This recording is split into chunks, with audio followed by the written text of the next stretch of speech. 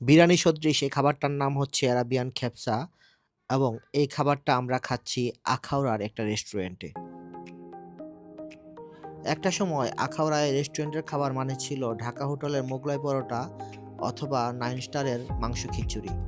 কিন্তু এখন সেই দিন বদলে গেছে। আখাউড়াতে বেশ কয়টা রেস্টুরেন্ট তৈরি হয়েছে যেখানে ফাস্ট ফুড, চাইনিজ খাবার থেকে শুরু করে এমনকি আরাবিয়ান কুইজিন পর্যন্ত পাওয়া যাচ্ছে।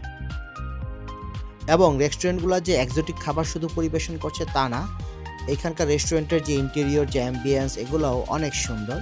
ঢাকার অনেক ভালো রেস্টুরেন্টের সাথে যথেষ্ট পরিমাণ কম্পিট করার ক্যাপাসিটি এদের আছে বলে আমার কাছে মনে হয়েছে।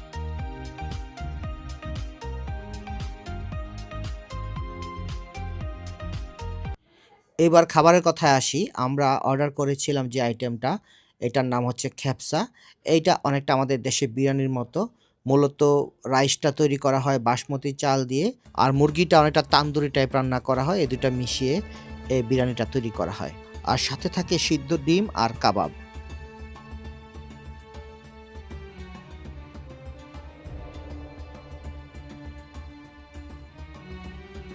যেহেতু একটা অ্যারাবিয়ান ডিশ খাচ্ছি, সুতরাং একটু আরাম করে শুয়ে বসে যদি না খাই তাহলে কেমন লাগে?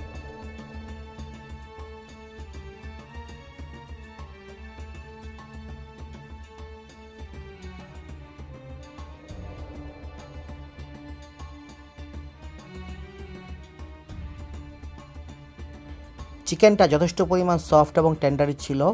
তবে রাইসটা আমার কাছে মনে হচ্ছে একটু কম কুক হয়েছে। কেমন যেন শক্ত, শক্ত লাগছিল। ওভারঅল আমার এক্সপেরিয়েন্স যদি বলি, এটা অনেকটা আমাদের দেশে বিরিয়ানির মতোই, প্রায় কাছাকাছি ধরনের স্বাদ। তবে খাবারের প্রেজেন্টেশনটা বেশ সুন্দর। আমার কাছে কেমন একটা অ্যারাবিয়ান ভাইব ফিল করছিলাম। খাওয়া-দাওয়া শেষে আমরা অনেকক্ষণ রেস্টুরেন্টে শুয়েছিলাম। মানে এরকম একটা হেভি খাওয়া-দাওয়ার পরে কিন্তু শরীর একটু আরাম ডিজার্ভ করে।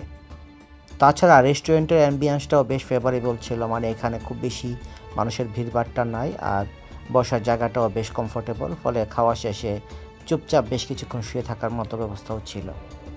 তবে একটা জিনিস খারাপ লেগেছে, এরা মজো সার্ভ করে না। এরা মোস্টলি কোকা-কোলার কোল্ড ড্রিঙ্কসগুলো সার্ভ করে। ফলে আমরা ওনাদেরকে রিকোয়েস্ট করে নিচে থেকে আলাদাভাবে মজো আনিয়ে নিয়েছিলাম। আমার রিকোয়েস্ট থাকবে রেস্টুরেন্ট কর্তৃপক্ষকে, অবশ্যই ওনারা যেন আমাদের জন্য লোকাল কোল্ড ড্রিঙ্কসের অপশন রাখেন। যেহেতু আমরা আজকাল অনেকেই কোকা-কোলা বা ওই ব্র্যান্ডের প্রোডাক্টগুলা অ্যাভয়েড করতে চাচ্ছি।